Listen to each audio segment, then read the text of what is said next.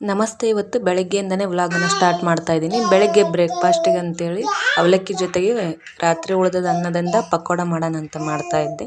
ಮೊದಲಿಗೆ ಒಂದು ಕಪ್ನಷ್ಟು ರಾತ್ರಿ ಉಳಿದಿದ್ದ ಅನ್ನನ ತೊಗೊಂಡಿದ್ದೆ. ಅದಕ್ಕೆ ಒಂದು ಅರ್ಧ ಕಪ್ನಷ್ಟು ಹಸಿ ಕಡಲೆ ಹಿಟ್ಟು, ರುಚಿಗೆ ತಕ್ಕಷ್ಟು ಉಪ್ಪು, ಜೀರಿಗೆ, ಹಾಗೆ ಒಂದು ಕಟ್ ಮಾಡ್ಕೊಂಡ್ರಂತ ದೊಡ್ಡದಾಗಿ ಕಟ್ ಮಾಡಿರೋ ಈರುಳ್ಳಿ, ಹಾಗೆ ಹಸಿಮೆಣಸಿನಕಾಯಿ, ಕೊತ್ತಂಬರಿ, ಕರಿಬೇವು ಹಾಕಿ ಮಿಕ್ಸ್ ಮಾಡಿಟ್ಟಂತ ಹಿಟ್ಟನ್ನ ಕಾಯ್ದ ಎಣ್ಣೆಯಲ್ಲಿ ಹಾಕಿದ್ರೆ ಬಿಸಿ ಬಿಸಿಯಾದ ಪಕೋಡ ರೆಡಿ ಆಗುತ್ತೆ. ತುಂಬಾನೇ ರುಚಿಯಾಗಿತ್ತು, ಕ್ರಿಸ್ಪಿಯಾಗಿ ತುಂಬಾನೇ ರುಚಿಯಾಗಿತ್ತು, ಟೇಸ್ಟ್ ಕೂಡ ಚೆನ್ನಾಗಿತ್ತು. ಹಾಗೆ ಬ್ರೇಕ್ಫಾಸ್ಟ್ ಎಲ್ಲ ಮುಗಿಸಿದ ಮೇಲೆ ಮಧ್ಯಾಹ್ನ ಅಡುಗೆಗೆ ಅಂತ ಹೇಳ್ಬಿಟ್ಟು ಚಪಾತಿ ಜೊತೆಗೆ ನಮ್ಮ ಉತ್ತರ ಕರ್ನಾಟಕ ಕಡೆ ಮಾಡುವಂಥ ಹಸಿ ಕಡಲೆ ಹಿಟ್ಟಿನ ಜುಣ್ಕಾನ ಮಾಡಿದ್ದೆ.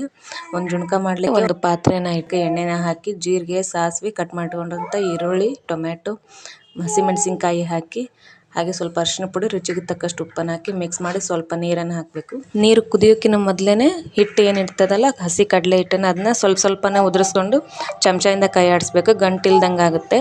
ಹಾಗೆ ಇನ್ನೊಂದು ವಿಧಾನದಲ್ಲೂ ಕೂಡ ಈ ಜುಣ್ಕಾನ ಮಾಡ್ಬೋದು. ಕಡಲೆ ಹಿಟ್ಟನ್ನು ಸ್ಲರಿ ಮಾಡಿಬಿಟ್ಟು ಅದನ್ನು ಪಲ್ಯದ ನೀರಲ್ಲಿ ಕುದಿಯೋ ನೀರಲ್ಲಿ ಹಾಕಿದ್ರು ಕೂಡ ಹಸಿ ಕಡಲೆ ಹಿಟ್ಟಿನ ಜುಣ್ಕ ರೆಡಿ ಆಗುತ್ತೆ. ಇವತ್ತಿನ ವಿಡಿಯೋ ಇಷ್ಟ ಆದರೆ ಪ್ಲೀಸ್ ಲೈಕ್ ಮಾಡಿ, ಸಬ್ಸ್ಕ್ರೈಬ್ ಮಾಡ್ಕೊಳ್ಳಿ. Thanks for watching. ಬಾಯ್. ಮುಂದಿನ ವಿಡಿಯೋ